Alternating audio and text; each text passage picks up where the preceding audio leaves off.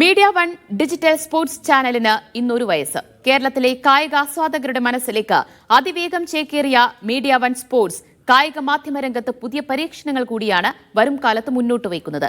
ഒന്നാം വാർഷികാഘോഷം media one news ഫ്ലോറിൽ നടന്നു.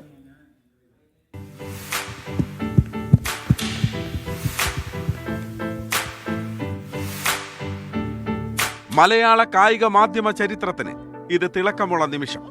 വേഗത്തിലും ആഴത്തിലും സമഗ്രതയിലും കായിക വിശേഷങ്ങൾ പറഞ്ഞും അറിയിച്ചും ചർച്ച ചെയ്തും മീഡിയ വൺ സ്പോർട്സ് വിജയകരമായ ഒരു വർഷം പിന്നിടുകയാണ്.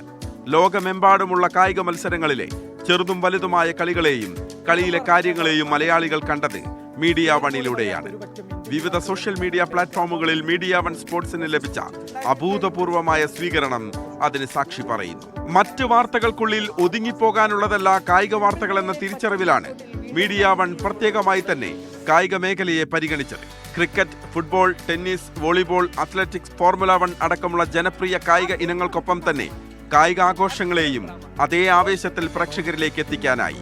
കൂടാതെ മലയാള മാധ്യമങ്ങൾ അധികം പരിഗണിക്കാത്ത ക്ലബ് ഫുട്ബോളിനെയും പ്രത്യേകമായി തന്നെ മീഡിയ വൺ പരിഗണിച്ചു. ആദ്യമായി നന്ദി പറയുന്നത് പ്രേക്ഷകരോടാണ്. നിങ്ങളുടെ വിമർശനങ്ങളും പിന്തുണയും വിജയകരമായ ഈ യാത്രയിൽ നിർണായകമായിരുന്നു.